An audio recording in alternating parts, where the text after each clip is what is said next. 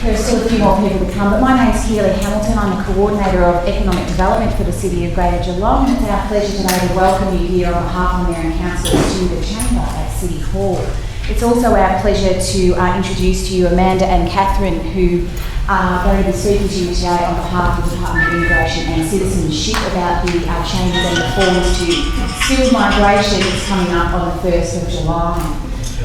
Please do ask questions. I'm sure that both Catherine and Amanda would be more than pleased to answer any of the questions that you actually have. And they'll particularly today be talking about Skills Select and a number of the other reforms. So this is a great opportunity for you to get some additional information, but they will also speak about the fact that some of that information might be coming into the future a little bit more. But please do ask the questions, and if they can't answer them for you, then they'll endeavour to do that via us as well in the future.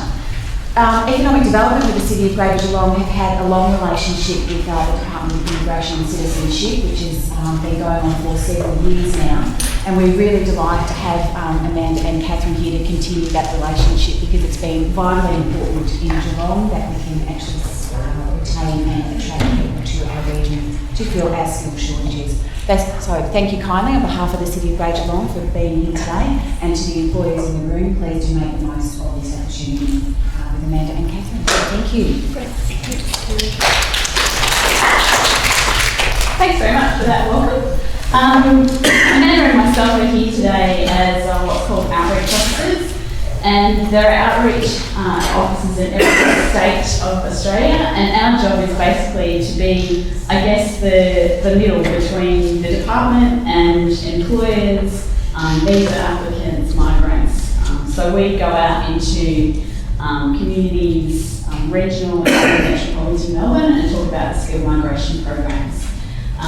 So today we're here to tell you a little bit more about what's coming up on the 1st of July this year, which is the big date, where there's a lot of changes happening to the skilled migration program. We weren't quite sure how familiar you were with the current program as it is, so I'll be talking a little bit about the program as a whole, and then hopefully that will help you understand the changes that are coming and put it into a bit of context for you. So first of all, we have a little video to show you, which was made at the expo that was held in London earlier this year, and it's talking a bit about the introduction of Skills Select and what employers' opinions of it are.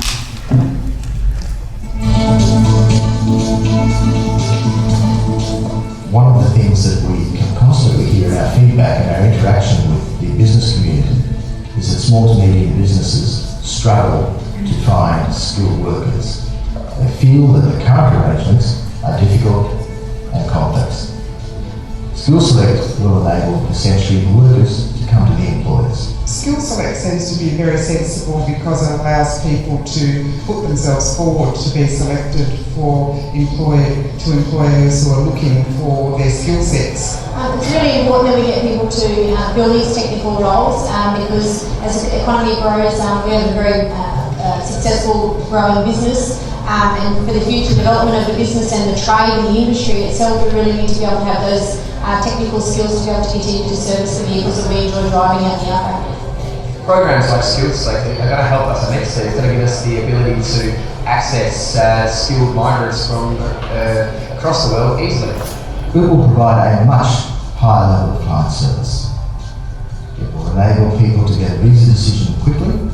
They will know when they get an invitation that provided they have told us the truth and the information they have provided is accurate, they will have a complete application which will be assessed very fast. The Skills Select website will be another good opportunity for us, because we'll be able to go to a single entry point and view potential employees to come to Australia. So we can go through and their qualifications are vetted and they'll be categorised.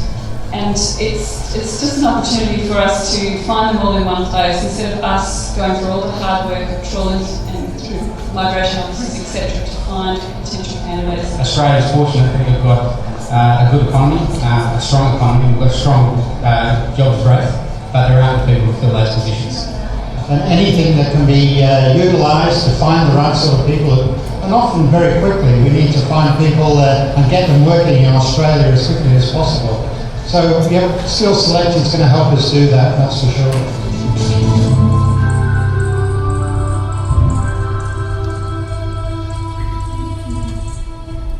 Okay, so that gives you a little bit of an idea about what's coming.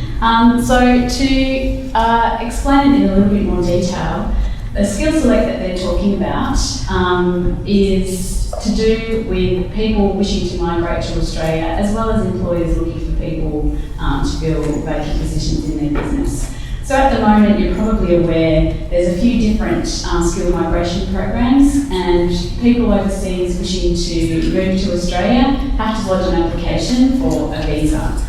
Skill Select is a little bit different, particularly for those independent stream of people wishing to migrate here, in that now they won't be able to lodge an application, they'll have to lodge what's called an expression of interest, and then based on their qualifications, their work experience, their age, as long as they meet a particular pass mark for the independent category of skilled migration, then they'll be offered that chance to lodge an application. So it's about us being able to choose the people that we think have got the best qualifications, the best chance of doing well and contributing to the labour market here in Australia. So that's essentially what Skill Select is all about. New Zealand has a very similar system in place. I can't remember quite what it's called, something very similar. Yes. So we've kind of mimicked New Zealand's idea, well, in collaboration. We're doing the same thing as New Zealand. I think Canada also has something very similar. So we're looking at what other countries do and what works in other countries, and now they're introducing it to here in Australia. So yeah, as it says up there, it's an online system that allows skilled workers interested in moving to Australia to leave their details on a particular database. Another part of this whole Skill Select system is to do with employers being able to access that data to see whether the person might have the qualifications, the experience that they need to fill a position in their business, and they'll be able to contact the person to then discuss whether they're suitable and possibly employer sponsored would be an option for the person. So people wanting to migrate, first of all, have to lodge what's called an expression of interest with their skills and experience. On their expression of interest, they can indicate an interest in employer sponsorship, and also if they're willing for a particular state or territory to sponsor them as well, which is where they'd be willing to live and work. So as this diagram shows, there's the intending migrant lodges their expression of interest. Employers who have an AUSKey will be able to access the database to look at the potential employees. They'll be able to contact the person directly through the system, and either the person can decide that they're happy to go with the employer and lodge an employer-sponsored application, or at the very least they will have a contact once they arrive here in Australia when they've got their visa for work. So the whole idea behind Skill Select as well is to stop the pipeline that is currently happening in our general skilled migration system. So at the moment we've got about over 30,000 people waiting for a general skilled visa, which is the independent stream. So another, goal of having Skill Select is that we won't have any people waiting in the pipeline for a visa, that we'll be able to choose the people that we wish.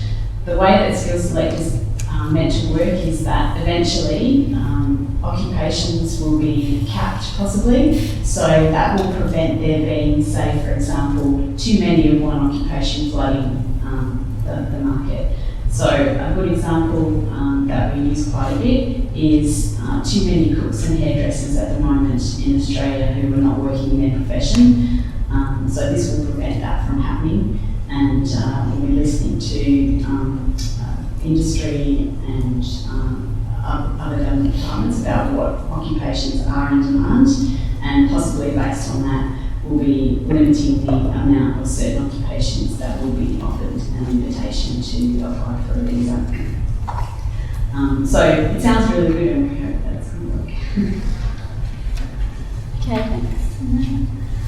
So just specifically for employers, as I mentioned, you'll need to use an AusKey to have a look at the database, which I don't know too much about AusKeys, but I understand it's quite straightforward to get on. Most employers would already have one. You can search for intending migrants and then contact them should you wish to discuss with them further any potential vacancies in the business. So as I mentioned, just very briefly, we're going to go through this in the skill migration program at the moment. Just for those of you who don't know too much about it. So first of all, the first one you may have heard of is the subclass 457 visa, which is a temporary work visa program where a person can be sponsored for up to 4 years. The second, which is not used that widely, is labour agreements.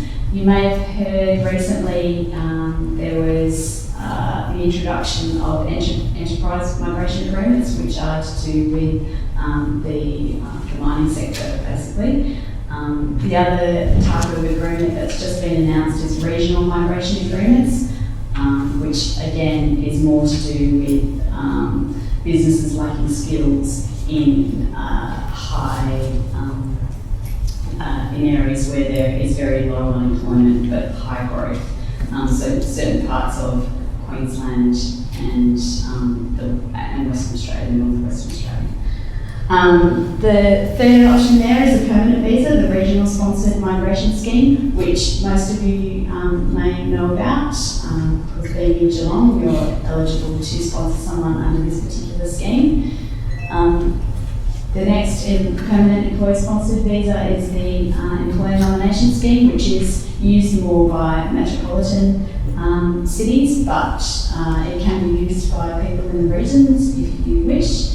And lastly, there's the general skill migration, or the independent or state territory sponsored stream, which is the one at the moment that's got about over 30,000 people waiting in the queue to get a visa.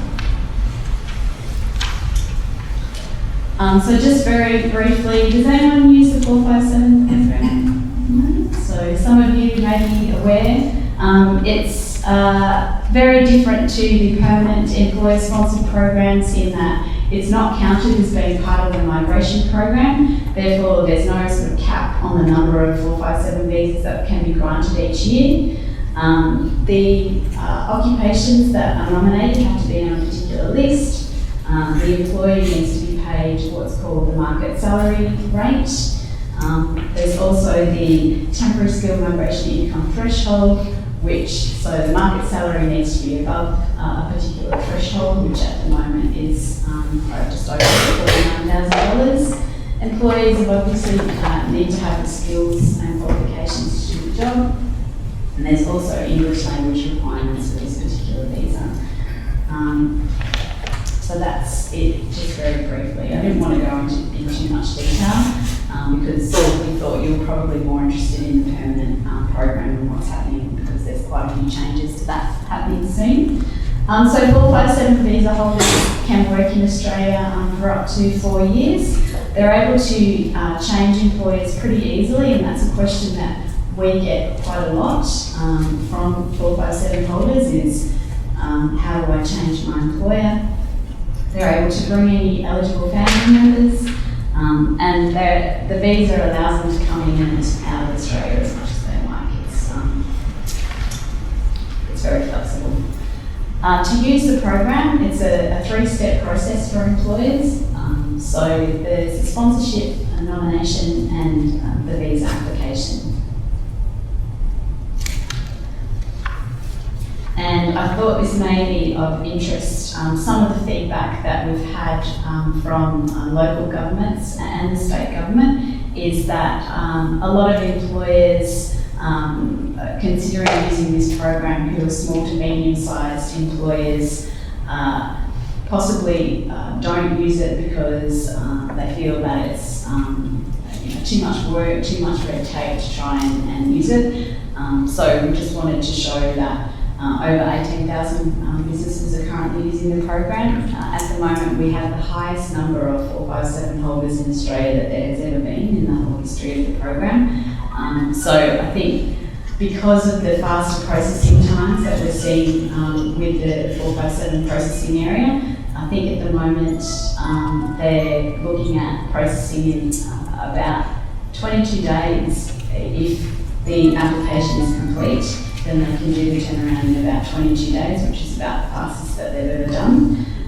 So I think trying to make the program a lot easier, a lot more accessible, a lot faster to get an outcome, we're seeing a lot more employers taking up this particular option. Does anyone have any questions about 457 or Skill Select? You sure? I'm going to hand over. I'm just going to stand out here. Can everyone hear me okay? Yeah. As Caroline pointed out, obviously some of the significant changes that are occurring on July 1 relate to our permanent employer-sponsored programs, which I'm assuming is probably what most of you are here to hear about today. So just to get an idea, who here currently uses the Regional Sponsored Migration Scheme program, RSMS program? Yeah. And anyone using the Employer Nomination Scheme, ENS? A couple, yep. And already, obviously, there's been a show of hands for 457, so that's obviously your other alternative as well. So with the reforms, ENS and RSMS, as I'll refer to them, they're probably really almost sort of like the last cab off the rank, so to speak, in a range of reforms that have been happening to the skilled migration program for some time. So I think initially it was back in 2009, the general skilled migration program, or the independent migration pathways, as Caroline already mentioned them earlier in relation to Skill Select, they've already had significant reforms in that space. So ENS and RSMS is almost sort of like the last lot of the reforms to occur to ensure that the skilled migration program is a more targeted, responsive program, putting skilled migrants into labour market shortages. So it's more about, I guess, ensuring that skilled migrants are coming to Australia and they're going into jobs, obviously, and also making sure that it's a highly skilled program. Okay, so I think for a long time, particularly with the regional sponsored migration scheme, there may have been some misconceptions that perhaps it was a semi-skilled program. These reforms, the government have made it quite clear, it's to make sure that RSMS is being used appropriately as a skilled migration program, and we'll talk a bit more about that as we go along. So, a new visa structure. So basically, at the moment, the way you probably use RSMS or ENS, you're probably very familiar with 857, 856, maybe 121, 119. As part of the reforms, we're actually going to be simplifying the visa subclasses that are available. So we're actually only going to have two. So onshore, offshore, the distinctions that currently exist, they will go. So there will no longer be onshore and offshore categories. There'll be one visa for ENS, which is going to be your 186 visa. So that will essentially replace your 856 visa and your 121 visa. And then with your regional sponsored migration scheme, so historically you've been using 857 or 119, you'll now be looking at the 187 visa. Okay, and again, no onshore, no offshore. So essentially, if you have a skilled migrant who might be here on a tourist visa or a working holiday visa, they can apply onshore for obviously the 187 or the 186. There's no qualifying provisions and so forth anymore that the visa applicant will need to meet, which makes it a lot more simple for a lot of employers and the visa holders themselves. Now within each visa subclass there's going to be 3 streams. So again, forget about your onshore and your offshore. The way we need to get you thinking these days, it's the temporary residence transition stream. So largely when you talked about the onshore visa category, so say for example, and I'll use RSMS as an example, your 857, if you had applicants that were here on a 457 transitioning across to permanency, you would probably be using the 857 onshore category. Now you'll be using the TRT, the Temporary Residence Transition Stream. Then you've got the direct entry stream. So perhaps previously when you had skilled migrants that you were bringing in directly from overseas using maybe the 119 program, what you'll be looking at now is the direct entry stream. So in all instances where you're sponsoring a skilled migrant who is not already here on a 457, and they haven't been on that 457 for 2 years or more, it is the direct entry stream that you'll be looking at. Any questions about that? Okay. The agreement stream refers to labour agreements. So as Kaz mentioned earlier, labour agreements, they're not as widely used as your other employer-sponsored programs.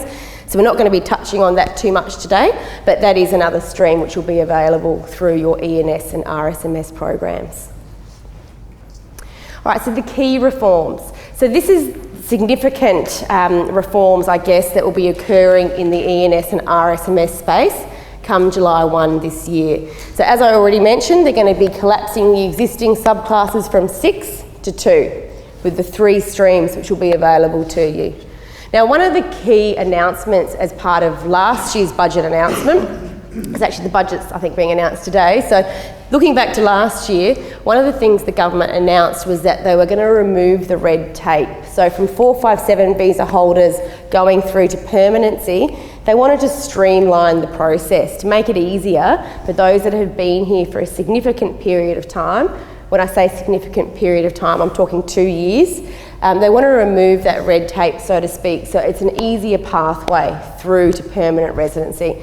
So that will now actually make it easier, not just for obviously the visa holder, but also for you as an employer sponsoring that skilled migrant. So if many of you obviously use the 457 program, you have visa holders that have been here for up to 2 years or more, the process should hopefully be a lot more seamless for you now when you sponsor them for permanency. And I'll talk about that a bit more later.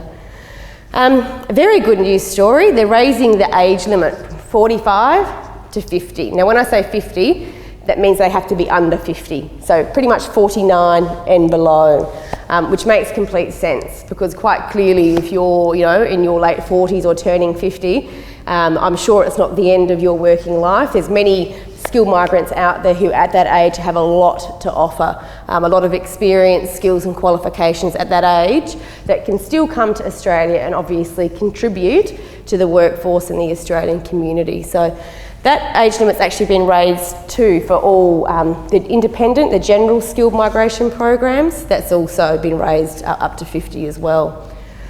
Changes to key visa criteria, which we're going to talk about in further detail shortly. And I'm sure some of you have heard about the changes to English language and to skills that will certainly be occurring, and particularly in the English space. The bar will be raised in that respect, which I'm sure, again, that you have heard about already. Refocusing the work that the regional certifying body, the RCB, I'm sure most of you are perhaps familiar with the RCB in Geelong here, if you've been using the RSMS program. Their work will be more to focus purely on those coming in by the direct entry stream. So the people that are coming from offshore that are not already here, who have clearly, if you've been here for a number of years on a 457, you already have, you've proven yourself in the workplace. So it's considered to be a tested position. With the direct entry, RCBs will be looking to focus purely on the untested, being the direct entry. And then the other key reform is the introduction of one consolidated sponsored list. So you're probably going to hear it be referred to as the CSOL. I think they're trying to find a better name for it, but at this stage, if you hear the word CSOL thrown around, that refers to the Consolidated Skilled Occupation List. So that means, at the moment, and you're probably aware, depending on which skilled migration program you're looking at, there are a number of different lists, so it can be quite confusing. With the consolidation of this particular, the employer-sponsored lists, The list that currently exists for 457 and the list that currently exists for your employer nomination scheme, being your E&S, will be consolidated. It will be the one list. This actually means it'll probably be a broader list than what it already is. So the 457 list, for those of you who use the 457 program, from what we're told, it will pretty much probably remain as it is, and the E&S list, or the 856 visa list, that will expand to include those occupations that can currently be nominated under the 457. So that's good news, obviously, for employers. And it makes complete sense, because currently, the way that the programs are structured, the E&S list, or the ENSOL, E-N-S-O-L, which you probably may refer to from time to time, that has a limited amount of occupations on it, as opposed to the 457 list, which is broader. So what at times happens is you get a 457 visa holder applying for E&S, but the occupation's not on the list for E&S. So it makes it very difficult for that skilled migrant to be sponsored for permanent purposes. So having the consolidated list will eliminate that problem. It should be far easier for the 457 visa holder to streamline to permanent residency. Any questions about that? No? Okay. So the lists, which I'm just talking about, so we don't have to go through this in great detail now. So as I said, you're going to have for your employer-sponsored categories, you'll have the one main list, which is your CSOL, so your Consolidated Skilled Occupation List. Now, the one thing that we haven't mentioned yet is the Regional Sponsored Migration Scheme. So currently, as you would all be aware, there is no list for the Regional Sponsored Migration Scheme. There will continue to be no list, okay? So if anything, with the changes to RSMS, it probably will open it up slightly, because now, under RSMS, you'll be able to sponsor any occupation with skill level 1 to 3 on the Antsgo. Is everyone familiar with Antsgo? Yeah, you must be if you're obviously sponsoring on 457 and RSMS. So currently, not all skill level 3 occupations can necessarily be nominated under RSMS. So this is actually probably a positive change for you guys. Are we going to look at the Antsgo? Was that now or was that later? Oh, we're going to look at the Antsgo at some point, so we'll save that for later. The skilled independent or the skilled occupation list, the SOL, that relates purely to general skilled migration. So when we talk about general skilled migration, that's that other big program that Kaz was talking about. That relates to people who apply independently. And something that we should probably point out, when we were talking about Skill Select, and we're talking about this being an option for employers, and it's this great new product to connect employers to skilled migrants, which it is, we just have to make clear it's not mandatory, okay? So if you are looking to sponsor under the employer-sponsored categories, you don't have to use Skill Select. So if you already have your own methods in place and recruitment processes, that's fine. You can continue with that. There's no change in that regard. It's more that Skill Select will be here as an additional option for employers, particularly if you are having issues in perhaps sourcing skilled migrants from offshore or filling your labour shortages. This will just be an additional resource to link you to skilled migrants. And I guess probably the positive point to note as well is that when you're looking at potential visa applicants in the Skill Select system, you will know that they're clearly going to have the relevant qualifications and skills and so forth in order to meet the visa requirements.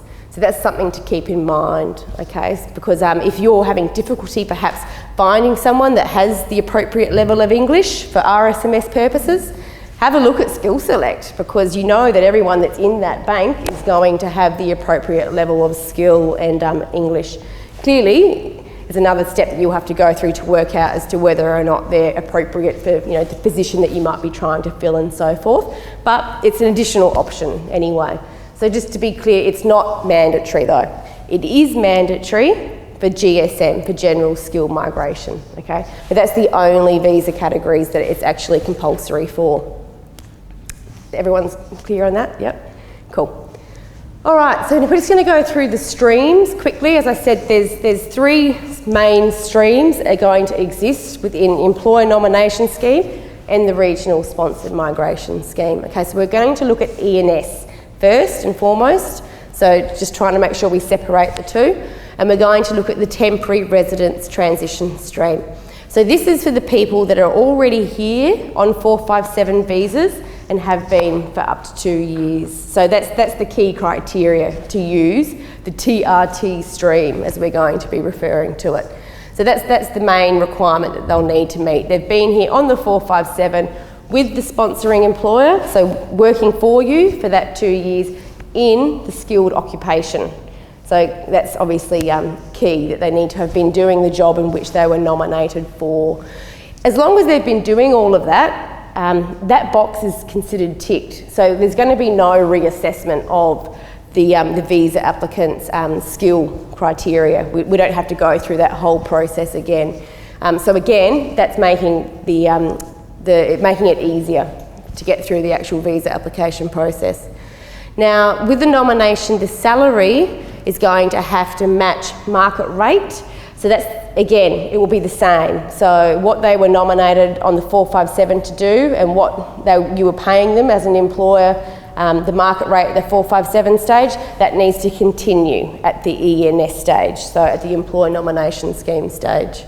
The position needs to be full-time and available for at least 2 years, full-time being 35 hours per week, okay? So that's what you need to be nominating them for, and you need to obviously be making a commitment to employ that person for 2 years. The employer needs to continue to meet subclass 457 standard business sponsorship training requirements. So again, similarly to ENS now, there's a training requirement that needs to be met. Again, as already mentioned, they need to have been working for you for the last 2 years in the same occupation. And in terms of the employer and whether there's a cost to you, the nomination charge is currently $520. So that's potentially subject to change. You probably find every year, July 1, normally, the nomination charges and the visa application charges, they tend to be indexed. So that may well go up, but currently that's what it is. The visa applicant, again, skills won't be assessed because it's already considered that they've met that requirement, having been here on the 457. They need to be less than 50 years old unless exempt, and they need to have vocational English unless exempt. And we'll talk about those exceptions a bit more later. So many of you are probably aware of exceptional circumstances. Exceptional circumstances will no longer exist, but there will be exemptions that can apply. So again, we'll discuss that in further detail. Still with ENS, the direct entry stream. So again, this is the skilled migrants coming from offshore who have been untested in the Australian labour market. They'll be coming via this particular stream. So with ENS, again, we talked about that CSOL, the consolidated list. You need to be nominating them under one of the occupations that are obviously on the consolidated skilled occupation list. You need to be obviously willing to pay them the market rate. So whatever the Australian employee is paid in that skilled occupation in the workplace, you need to be making a commitment to pay the overseas worker at the same rate. The position again needs to be full-time, available for 2 years. You need to continue to meet the training benchmarks as with 457, and the nomination charge again is $520, subject to change. Visa applicant, so this is slightly different. So to the TRT or the temporary transition stream, the direct entry, the visa applicant will need to provide evidence of 3 years work experience in the skilled occupation, and they need to also provide a skills assessment as well, okay? They need to be less than 50 years old, and this is the difference to the temporary transition stream, they need to have a level of competent English, okay? So just to give you an indication, competent English, when we talk about IELTS tests and so forth, competent would be 6 in every band. Vocational, when we looked at that previous slide in relation to the temporary transition stream, we said they need to have a minimum of vocational English. Vocational's 5 in every band. So for those who have been here working for 2 years and are applying under the TRT stream, the level of English is slightly lower, it's vocational, as opposed to competent for direct entry. Oh, this is where we look at the Antsgo. Yes, So we're going to talk about RSMS, but first and foremost, we just wanted to show you the Antsgo, which is where you obviously go to search for skilled occupations and to try and work out, I guess, whether the skilled occupation that you need to fill in your business is actually of the appropriate skill level, okay? So I think, again, most of you have already used Antsgo or you know how it works, but we'll just look at it quickly. So it's on the ABS, the Australian Bureau of Statistics website, and there's a search facility which is available to you. Does this look familiar to most of you? Yeah? No? Yes? No? Okay, so say for example you need a motor mechanic for your business. You just literally you put in the occupation title being motor mechanic, and it will take you straight to the relevant Antsgo unit group. Okay. Actually, just something to point out, with the 457 visa holders, the ones who potentially you are going to be sponsoring for permanency, so say they're coming across on your ENS or your RSMS visa, we talked about the skilled applicant obviously needing to have been working in that skilled occupation for 2 years.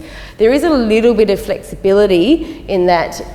Can you just scroll down a bit for me, Kaz? So say the guy is a motor mechanic that you're sponsoring, but in that 2 years on the 457, I don't know, they might have been promoted or they might be doing something slightly different to what they were first nominated to do on the 457 visa. It will be acceptable only if it falls into the same unit group. Because that does happen. You know, sometimes, you know, as an employer, you will sponsor someone to come on shore on a 457 and you know, it may be that the overseas worker does, you know, get promoted or go on to do training in a different area and work at a higher level. So as long as the occupation remains in the same unit group, that is acceptable for ENS or RSMS purposes, but not anything less skilled. That would not be acceptable, obviously. So when you're looking at RSMS, and obviously we talked about if you are wanting to sponsor someone under a nominated occupation for RSMS purposes, it needs to be of a skill level 1 to 3. So you can see Caroline's just highlighted here, skill level 3. So when you're looking at Antsgo and you're thinking, oh, where do I find, you know, the information to tell me this is a skilled occupation for RSMS purposes, if you look down the list, you'll see quite clearly it gives you the skill level. So motor mechanic, skill level 3. You'll find that pretty much all trades will fall under skill level 3, and that is acceptable for RSMS purposes. So if you say you looked up an occupation and it told you skill level 4, skill level 5, no, you will know that obviously it's not going to meet. So skill level 1 to 3, all of those occupations will be fine for RSMS. Any questions about that? Right. So that's Antsgo. So, Regional Sponsored Migration Scheme, RSMS. So again, like with ENS, there'll be your temporary transition stream and there'll be your direct entry stream, okay? So looking at the TRT, the employer nomination, again, if they've been here on a 457, we're not going to go back and reassess that, okay? So that box will be ticked. The visa applicant's considered to still be working in that position. We don't need to revisit that requirement. They meet the skill requirement. The position needs to be full-time, again, 35 hours a week and available for at least 2 years. Needs to match the market rate, again, so much like with your 457 visa, and this will be the same as your ENS, your Employee Nomination Scheme. RSMS will have, it's introducing a market rate. So again, as I explained earlier, you need to demonstrate that you're paying the overseas worker the same rate that you're paying your Australian workers. Again, they need to have worked for the employer. So coming through the TRT stream, they've already obviously been working for you for 2 years. And with RSMS, as you know, currently there's no fee. That will continue to be the same as far as we know. Again, as we've already pointed out, a lot of this is all still subject to change because the legislative change process is still in effect, so it hasn't actually been signed off yet. So when we talk about the regulations and the policy, they're not actually available. So we can tell you how we think it's going to look, but we just need to make clear that anything we discuss today, it is subject to change. So just keep that in mind. But as far as we're aware, the nomination charge will still be a nil fee for employers. The visa applicant, again, as I said, if they're coming off the TRT stream, their skills won't be assessed again because they're here, they're on a 457, no need to go back. They need to be less than 50, unless exempt, and they need to have, so this will be a key change for RSMS, they need to have a minimum of vocational English. But again, if they're coming through the TRT stream, they've been on the 457, it shouldn't be an issue. Vocational English should be met unless exempt. So direct entry. So again, this is when you're bringing the, you know, like with the 119, or the offshore category, this is if you're bringing the skilled migrant in directly from overseas. This is the stream that you would be looking at. Actually, just to give you an indication, currently with RSMS, probably 65% of applications that the department receive are actually for existing 457 visa holders. So it actually shows how, you know, significant the pathway is from 457 to permanent residency. With ENS, it's about 85%. So that's why they've introduced the TRT stream to remove the red tape in that regard. But with the direct entry, for those that do choose to bring skilled migrants directly from overseas, these are the requirements that will need to be met. So, as already discussed, as an employer, you'll need to nominate an occupation that fits in the skilled level 1 to 3 category, okay? You need to be willing to pay the market rate, again, obviously. The position needs to be full-time and available for at least 2 years. There will still be, with the direct entry, an RCB component applicable. So an RCB assessment will be required. So again, when we were looking at the TRT stream just before, you would have noticed, as I mentioned earlier, the RCB won't need to assess those that have already been here on the 457. It will only be for the direct entry. And again, there should still be no nomination charge for employers. The visa applicant, this is a bit of a change. So for RSMS, for those that are coming directly from offshore using direct entry, for trades, they will need to provide a skills assessment. Okay, so that's from TRA. So a skills assessment for skill level, and that will be mainly obviously skill level 3 occupations, unless exempt, less than 50. And again, much with ENS, the direct entry stream will be a competent level of English. So the 6 in every band on the IELTS, unless exempt.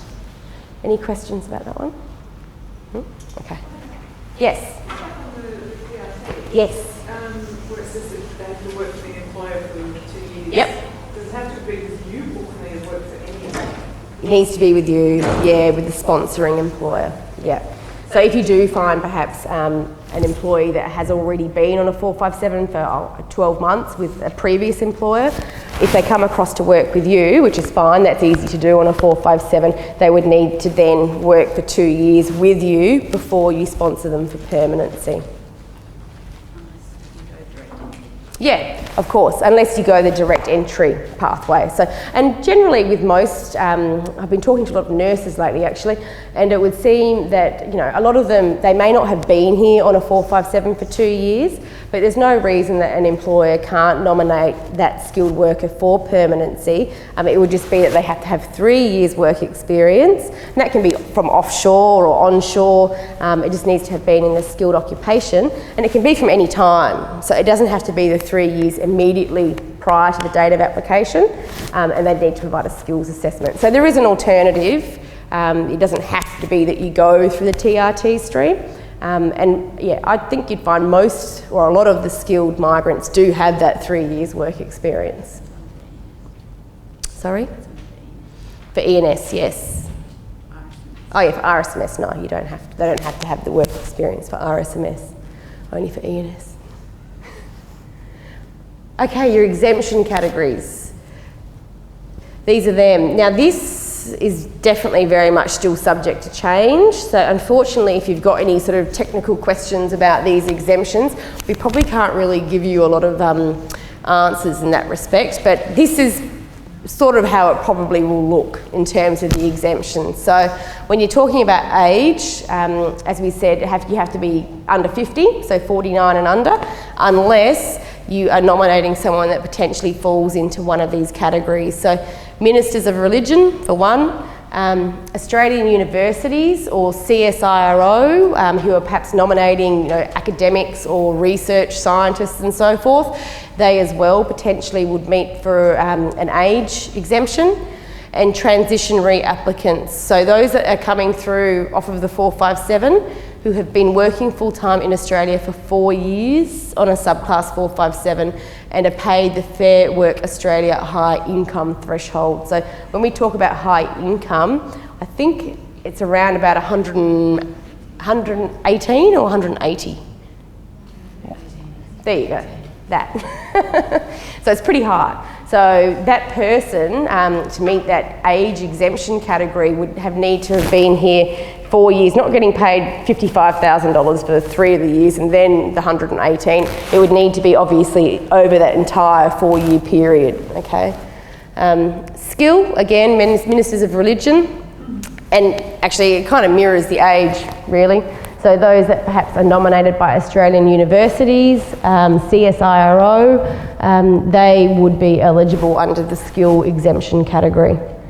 So all of these are actually going to be, when they've formalised the whole process, it's going to be a legislative instrument available. So I don't know how familiar you guys are with the existing exceptional circumstances categories, but the way that they currently work, they're very sort of grey. They're very grey. There's no real black and white. There's a lot of discretion currently in the exceptional circumstances categories. So by introducing a legislative instrument, they're hoping to eliminate that. So it will be very clear to case officers who are assessing those applications whether someone meets or does not meet under these categories. English, currently the exemptions that they're suggesting there's not many of them, but they'd pretty much be for passport holders from any of those countries, so UK, Canada, Ireland, USA, or alternatively if they've achieved a B pass mark in your OET test. OET, what's OET stand for? Not entirely sure. There you go, occupation, thank you. So that's also available to applicants. I think my understanding of the OET test, I think it's actually harder than the IELTS test. So, yeah, okay. Sure. That change to the age exemption, does that mean that are we still engineering managers, surgeons, people in their 50s, generally, people in serious management positions, but they're less likely to want to come to Australia because they don't want to come on a temporary work visa, work 4 years, then have to work another 3 years for that employer. I think it's going to make it a lot more difficult to get the very highly skilled people. Sure.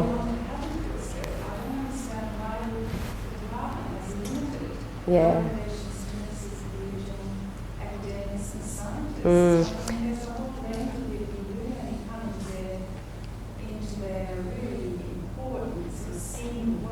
Yeah. Yeah. I suppose the pathway for them would be, and I guess the way in which the government would look at it, is that for those highly skilled categories, like the ones you're talking about, they'd probably get paid the 118,000, which means that they can still come on the 457. There's no age limit 457.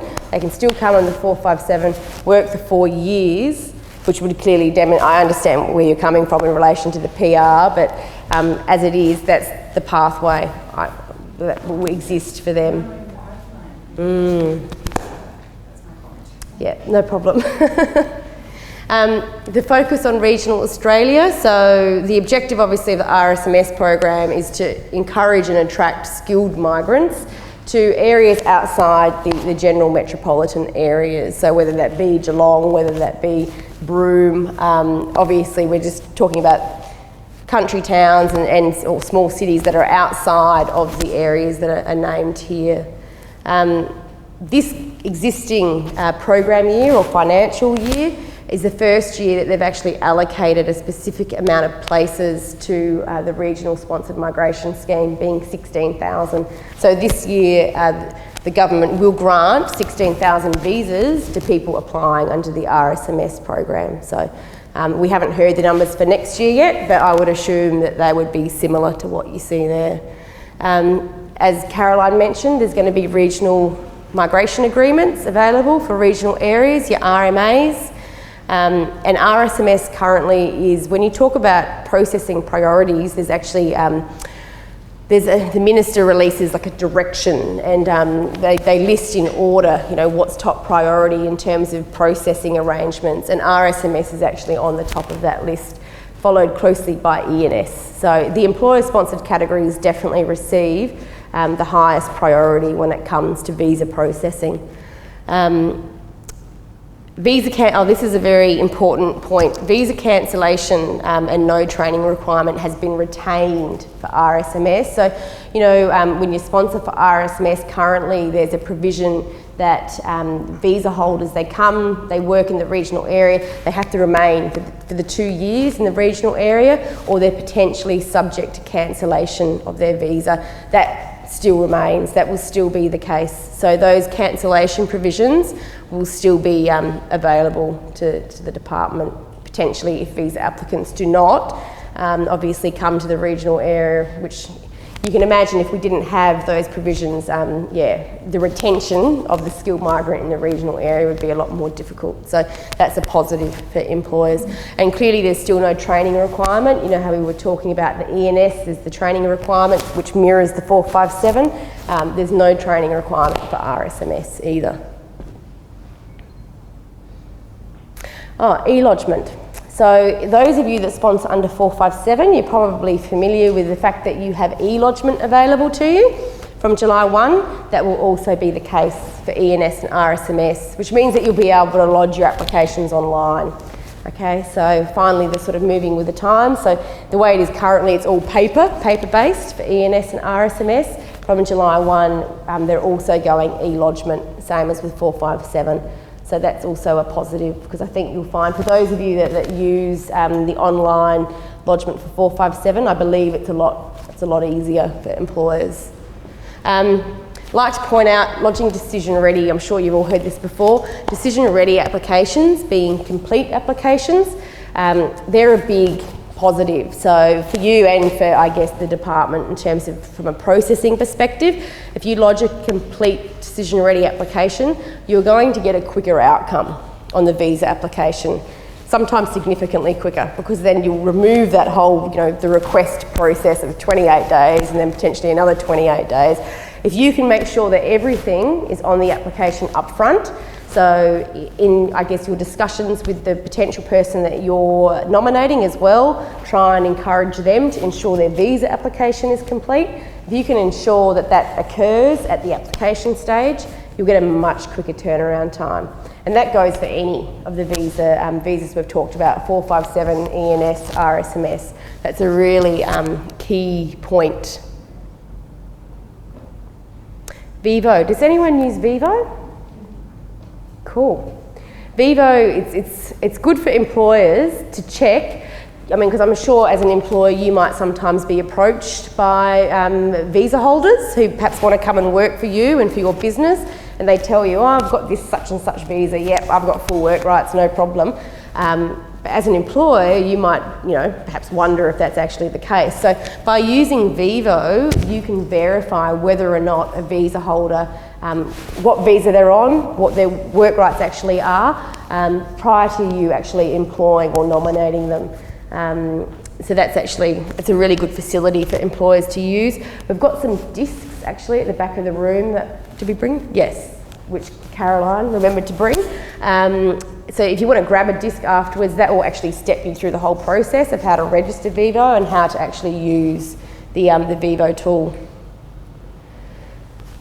For further information, so there's a range of different communication channels that the department's using these days, and I would suggest, as we talked about, a lot of this information that we've given you today, it is still subject to change because of that legislative change process and so forth that we're currently going through. So to keep an eye on everything and where it's at and what's going on, you can get on Facebook, you can get on Twitter. There's a skilled migration blog as well. Any of these channels will give you the quickest and most up-to-date information on what's happening in the skilled migration space. We also have a regional outreach officer. So Jeff, I don't know, some of you may have dealt with Jeff from time to time. He's a bit like us, but he's purely specifically for the purpose of assisting employers in regional areas. So you can contact Jeff on his email address there too, if you do have any questions about anything we've talked about today. Okay? Any questions? You're all very quiet. Yes. 16,000 places? Yeah, is that only for the primary applicants? No, that's yeah. So say that includes members of the family unit. So yeah. So when you were talking about Married, got 4 kids. Yeah. So I'm taking 6. that, yeah, exactly. That would be considered 6 places. I'm going to change it to use it as a primary applicant. Yeah, I haven't heard that's a potential change. I think when we talk about skilled migration programs, any of the migration programs, so when you, I guess you hear about the skilled migration program on a whole, obviously there's different components. So you've got your independent, your employer sponsored, you've got your humanitarian, your families. They always talk about it in places, so indicative planning levels. And every visa that's granted, whether it be to the primary applicant or to the dependents, is considered one visa. So it's one per person. So I haven't heard of any changes in that regard, but Were announced when they released the 16,000, they said that on average 40% of the visas are family, and they raised it from 10,000 to 16,000, acknowledging that. yeah. And probably I think last year, like when you go back to the last program year, yeah, it was about 10,000 RSMS. I think it was about, yes, it's about 6,000 places increase in what, you know, every year when you look at the stats, it's growing and growing. But yeah, the additional 6,000, as you say, Anne, probably allows for that in many respects. What's happening to the people that are waiting in the current schemes? So we've got some employees that are bridged from... Yep, for independent. So they're in the pipeline, that fabulous pipeline. So hopefully, as Caroline pointed out, that's what Skills Select should, you know, go towards eliminating, because clearly applicants will be invited to apply as opposed to just everyone applying. They will still be processed as normal. I think GSM, or General Skilled Migration, they're going to great lengths at the moment to get through that pipeline, and I believe processing times they've improved dramatically to the point where even, like, you know how we talked about the priorities in terms of priority processing, so independent migration is about third on the list after employer sponsored. So it's up to 5 priorities basically, but even the priority 5 is being allocated to case officers pretty quickly. So they won't have to worry, or they're not going to go into the... No, they don't have to, no. They will not have to apply again or go into Skill Select. No, their applications will be treated as normal and will continue to be processed based on the time of application provision. So it's dated from when they applied. They'll be assessed against whatever the requirements were on that date. As an employer, if you're keen to sponsor them or get them out of that pipeline to help them get their permanent residency, you can do that at any... That would be people who are part-time. Oh, okay, that changes things. But yeah, look, I think you'll find that there'll be some improvements really happening in that space, so hopefully it shouldn't be too much longer for the independent, yeah. So as an employer of people on the RSMS, is there anything that we need to do with these changes coming on board? Or are these people just sort of going to slot across? Is in the people from... that are on RSMS at the moment? Okay, so when you say they're going to slot across, what, from 457 or...? No, they're on that RSMS. Oh, so they're already on RSMS. Yeah. Oh, they're permanent residents. Right. So you don't have to do anything in that regard. I mean, RSMS is a permanent residence visa. So if they've already been granted, they're fine. So they haven't done their 2 years with us? Well, yeah, so that continues as normal. So if they've done, I don't know, a year, they still have to see out the 2 years in the regional area. Anything that occurred prior to 1 July this year just remains as normal. So just treat it as you currently would. That won't change. So just as you saw, the RSMS cancellation provisions will remain anyway. So even for people applying for RSMS going forward, they will still have to commit to the 2 years in the regional area. Amanda, quite a few employees have been asking about the RSMS English, the English requirement, and how that's going to impact on the dependent visa holders. Okay, as far as we know, dependent visa applicants will still have to demonstrate a functional level of English. So that we think will remain unchanged. So it'll be just as it is now. It's just a functional level of English for secondary applicants. It's only the primary applicant or the skills assessed applicant who is going to need to demonstrate against the new English requirement. The government feels quite strongly about English, and I think, you know, when you look at the reasons as to why they feel that visa holders need to have a higher level of English is, I think historically for those that have come in, you know, using a lower, whether it be functional English or even, you know, under the exceptional circumstances provisions, you know, might even be limited levels of English, there's been found that those visa holders perhaps don't assimilate as well into communities, but also they're subject to a higher level of exploitation in workplaces and so forth. So, you know, when you look at why the government's raising the bar in English, they are the main reasons as to why. Yep. Nurses Yes. coming through, so they've expressed their interest. Yep. Going through, how does that work in with the nurses registration board? Yeah, nurses, yeah. Or When they, when you apply, so when you put in the EOI, they would, under the skill requirements, because for independent migration, the skills assessing body, and I'm sorry if everyone, this is probably a bit confusing, it's ANMAC, so it's not actually APRA. So they're the registering body. So for GSM visa applicants, the way that they, for nurses, the way that they demonstrate their skill is by providing a skills assessment, which they obtain through ANMAC. I think it's more that ANMAC look at the registration as being, as you know, this nurse has the evidence, you know, that they can obviously work at the level of an Australian nurse in, you know, Australian workplaces. But as long as they've got the skills assessment for GSM applicants, they have to obviously demonstrate that they have that at time of EOI.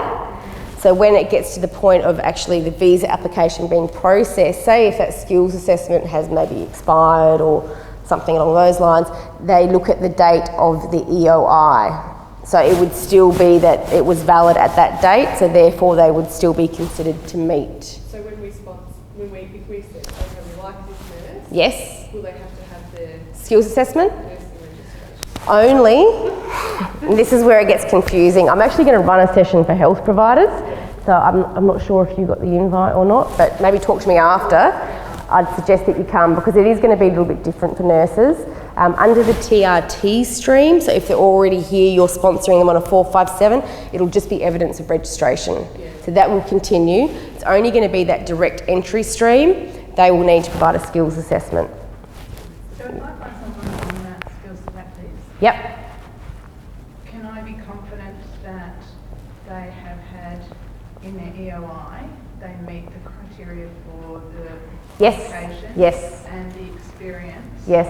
So they can directly contact Yeah, and that's already- absolutely, and that's a very good question. And yes, so the government is going to introduce legislation, I guess, like penalties almost. So for those that, you know, clearly they lodge an EOI, say they dress up, you know, their skills or their qualifications, if it's actually found at the visa application stage that that person doesn't have the skills and qualifications that they said that they had, potentially it will result in not just a refusal of their visa, but also potentially like bars. So it might be that then it will prevent them from applying for further visas for a period of time and so forth. Skill assessment, because I assume it's supposed to be done by the Peabody professional. Yeah, from the skills assessing body. Skill assessment is done as part of the EOI, so they don't go on to that list until that skill assessment has been we recruit radiographers, and I've had pathologists apply and say that's medical, it's fine, isn't it? Well, obviously it's not. No. So if it's on the EOI and they say radiographer, I can be sure Yes. that they meet the Australian requirements for professional. Yes, you'll find, and I'm not sure how exactly it works for radiographers, but the skills assessing body for migration purposes is listed, it's in the gazettal instrument. So when you look at the skilled occupation list, for example, for general skilled migration, it will tell you who the skills assessing body is. So they provide, they assess whether this particular migrant has the relevant skills in order to migrate the person will still need, if you're employing them, you know, as a sponsor, they're still going to need to get the relevant registration or licence in order to work in Australia as well.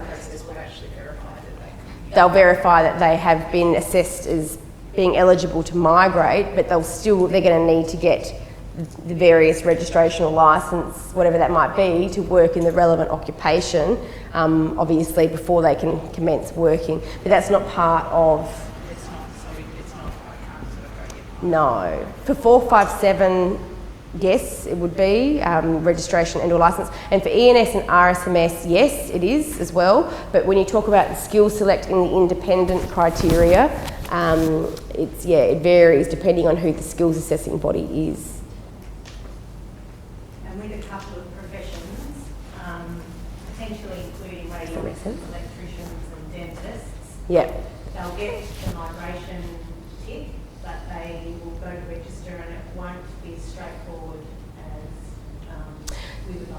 Yeah, what the department would need to see. So if you're sponsoring under ENS and RSMS, say, forget about skill select for a moment, just say that you're sponsoring someone from the health sector on one of those sorts of jobs, dentist, for example, they need to, as the part of the visa application process, demonstrate that they're eligible to hold registration. So often with some registering authorities, they won't issue the registration until the visa holder's on shore physically in front of them.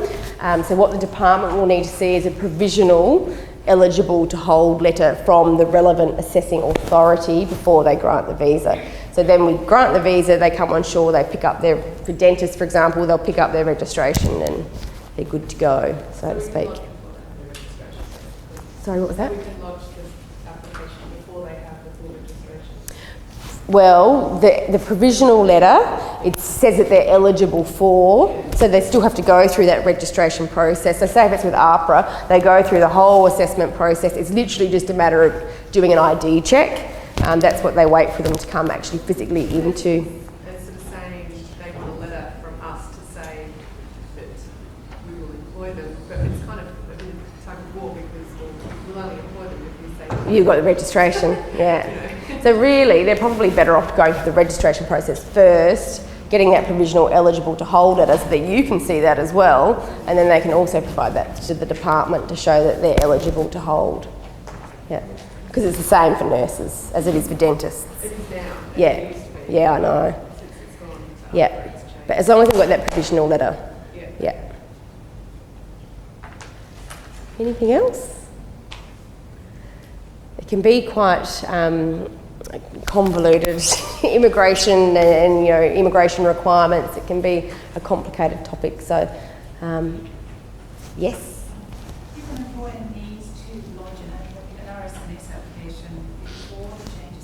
Yep.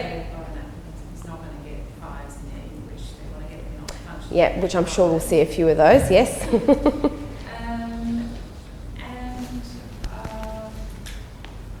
of the requirements of RCBs, they're not going to be able right now, probably unlikely to get the nomination certified before that date. So they take the class, they put it in without certification, they put the application in just so they get it in the queue. Yes, and they can still do that. What happens I understand. Yeah. So what happens when they then reach the nomination? Sure. And what if it hasn't been certified at that point? Yeah, so wait a bit longer.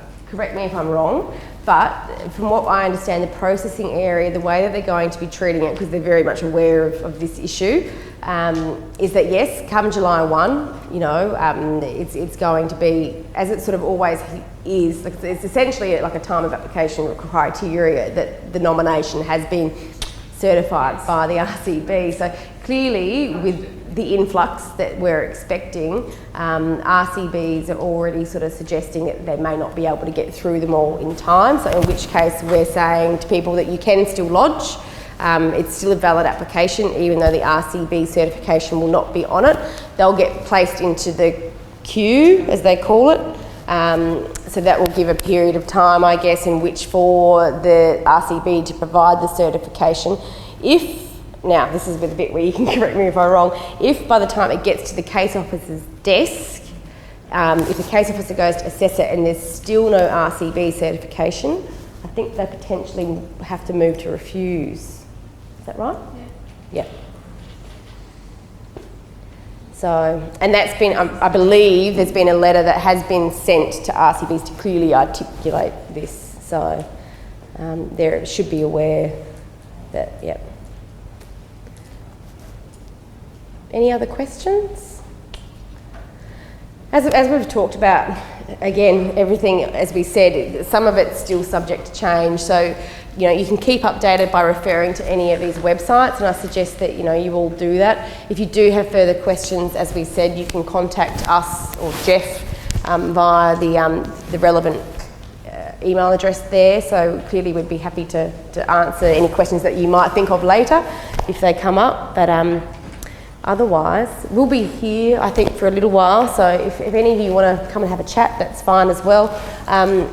The health providers, if you want to come and see me, I'd be happy to take your details to include you in the session I'm doing specifically for health providers. But otherwise, thank you so much for having us. We really appreciate your time. Lovely. Amanda and Caroline, I'm sorry, I think I said Catherine at the start of the session, so I do apologise. Thank you very much for coming on to the session today. We do actually have that presentation that we can certainly forward as well if you need. Can I ask you to thank Amanda and Caroline for their time today? Thank you. Thank you. Thank you very much. Thanks, and good luck with everything.